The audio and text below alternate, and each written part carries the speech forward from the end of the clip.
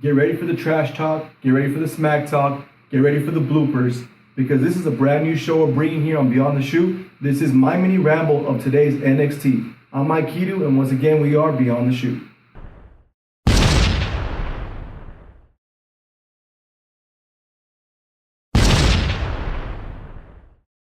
So folks, this is my mini ramble of NXT. We're doing the grades for Raw, we're doing the grades for SmackDown, but I feel like NXT, for the way it stepped up, it deserves a brand new segment within itself, and this is what it is. I'm gonna ramble, I'm gonna say what I think, what needs to happen, what doesn't need to happen, how I feel the feuds are gonna be happening as they go along. My favorite part of NXT is the entire show. I can't even express to you how many oohs and ahs and hand claps I did today. We started off with Aleister Black coming out. I figured, okay, who's gonna come out? Who's going to challenge him? Will Lars Sullivan come back? Will it be EC3? Will it possibly be Ricochet? It ended up being Tommaso Ciampa. He comes out with zero entrance music, just like he does with Johnny Gargano, just like he did in the past TakeOver, just like he did in the past NXT. He came out with just straight fire. This dude is the most improved on NXT in my opinion. He went from DIY tag team to, okay, we'll see where he goes, to the top heel in every single brand on WWE. If he goes up to the main roster, I will not be mad at that. He comes out and he says, you know what, my feud with Johnny Gargano is done. I'm coming after what I want. I'm coming after that NXT championship. I'm not gonna lie, I got so excited. This feud is going to blow the walls and the roof and the building down whenever they wrestle.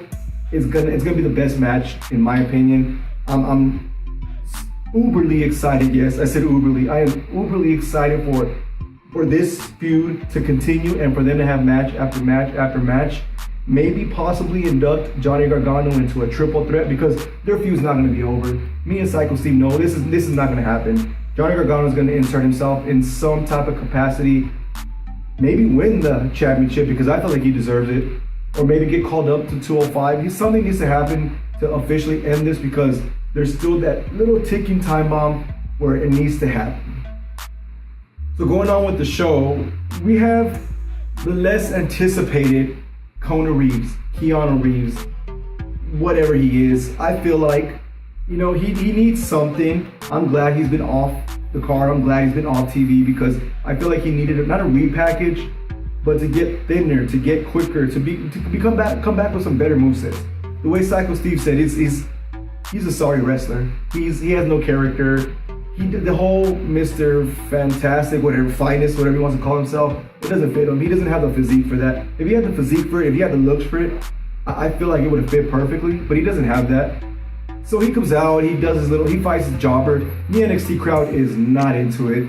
They're going after Keanu Reeves, whatever his name is, and they're actually chanting for the jobber, which didn't look that bad. I feel like he might be the next Oney Lorcan, maybe, possibly.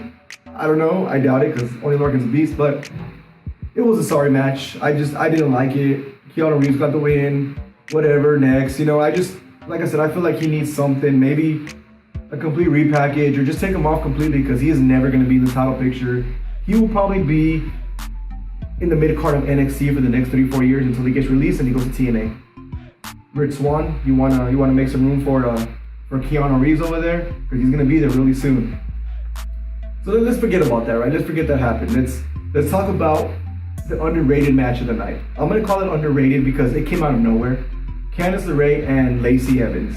Where was Kairi Sane? Kairi Sane has been having tremendous matches with Lacey Evans. I feel like they need that rubber matches. It's 1-1. They need that match where who's gonna be victorious out of them two. So I was confused what was gonna happen. I was like, why is Candice LeRae facing Lacey Evans? How does this involve with the whole Gargano, Ciampa feud, whatever, so on and so forth? But I am absolutely not mad that this happened at all whatsoever. Candice LeRae, man, I recently saw a match with her and Adam Cole in the Indies, and she made Adam Cole look like a superstar. Straight superstar. Before Adam Cole was this Adam Cole, she made him look tremendous. The matches she had with her husband at Ring of Honor, it was phenomenal. The matches she had with, what's his name, Joey Ryan? Joey Ryan, phenomenal. She brought it to Lacey Evans. Lacey Evans was a good 3-4 inches taller than her, bigger than her. She played off the whole arm injury. She did this crazy code breaker to the side. What do you want to call it? What's the name for the cycle, Steve? I believe it's called a reverse flapjack. Reverse flapjack into a code breaker, whatever it is. But it was phenomenal. Right after she did that, Chris Jericho will be proud. She did the lion salt. It was so slow the way she did it. She ran and she got so much hype. 1, 2, 3. Candice LeRae with the win. She automatically with this match, she inserts herself into the title picture. She needs to be there. Or forget the title picture. Just go straight to the main roster because Raw needs you. Raw needs help. Give them Ricochet, give them Aleister Black. Let's forget about Raw.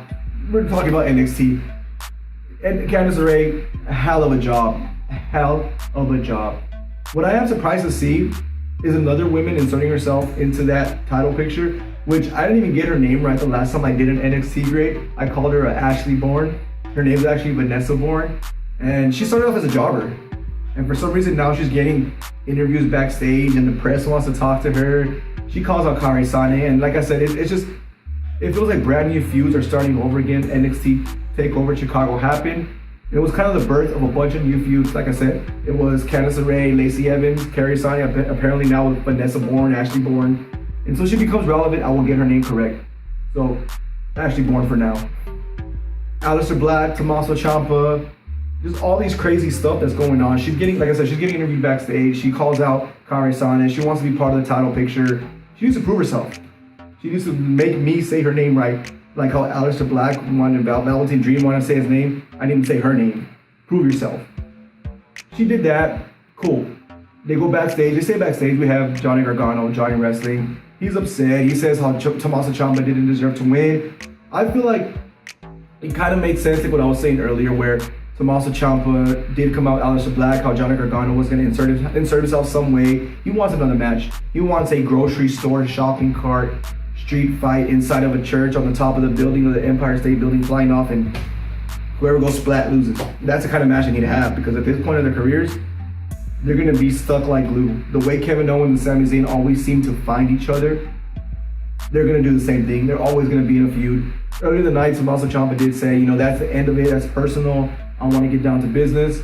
I'm sorry, bro, but at the end of the day, this is your business, and that feud got you to where you are now. Stick with it, play with it.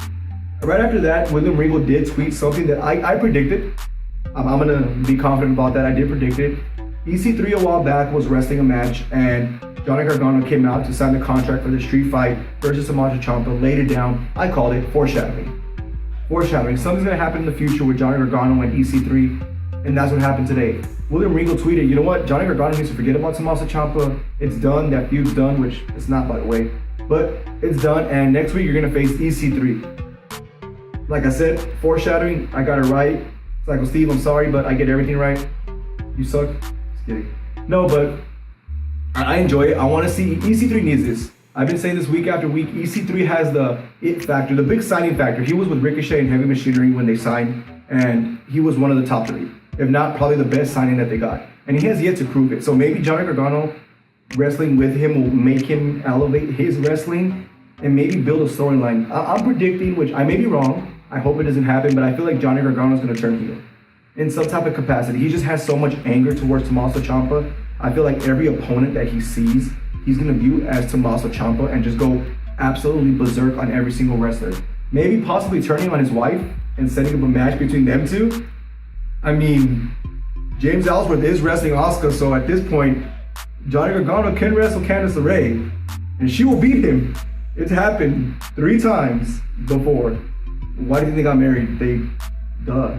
But no, I mean, I'm excited for that. EC3 needs this more than Johnny Gargano does. But like I said, I feel like Johnny Gargano's still not going to get past it, and we'll see what's going to happen, I guess. Tell me if I'm wrong. Tell me if I'm wrong, but the main event for NXT, that was an NXT takeover in any city caliber match. Moustache Mountain won the tag team titles in the UK at the little pay-per-view 2-night event that they had, which I'm very upset about personally because I was excited to see what was going to happen, who was going to win. Tony Storm coming up and winning. I mean, that's awesome, but why do you have to spoil it? Why do you have to put it on social media? Why do you have to announce it on websites? Why do you have to show who won? Why can't we watch it? Because we don't want to know what's gonna happen. We want to be it's that surprise factor. So please, just next time, be aware that your fans want to see what's going on without being spoiled. So like I said, we got spoiled. Moustache Mountain took the titles from the Undisputed Era, which I feel like is great because the Undisputed Era needs to come back from behind.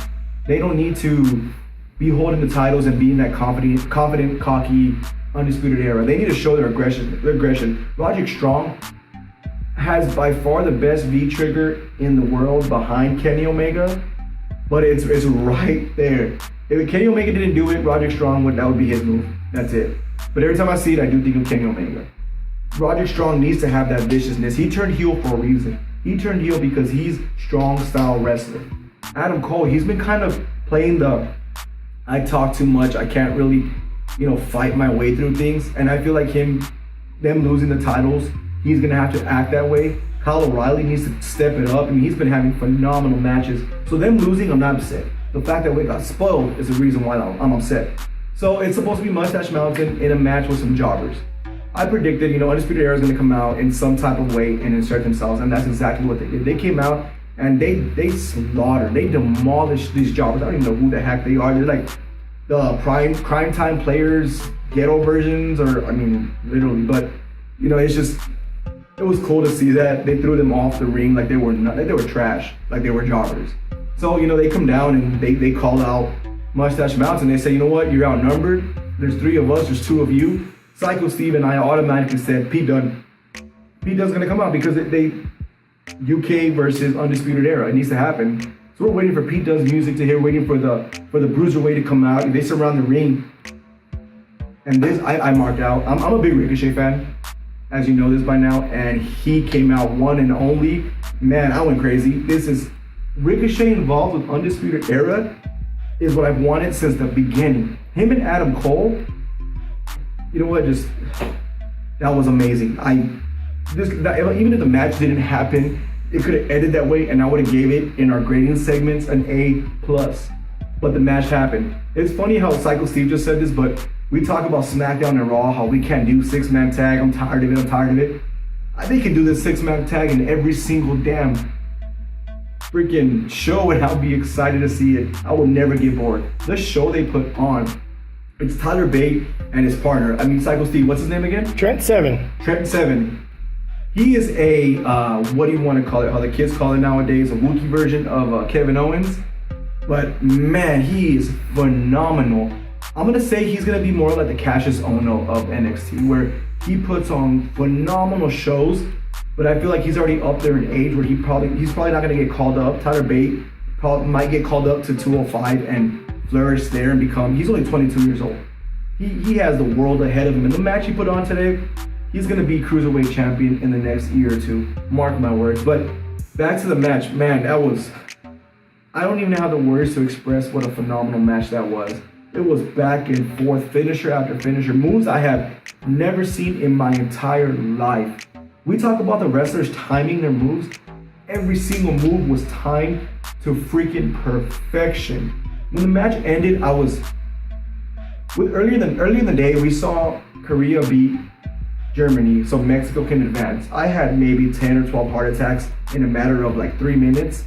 The exact emotions I had for that was the exact emotions I had for this match. Not quite as much, but you get the point where I'm coming from. It was phenomenal. I want to see this every single day. I want to see Ricochet versus Adam Cole. Ricochet versus Adam Cole for the Northern Championship. Freaking gold match, phenomenal, A+.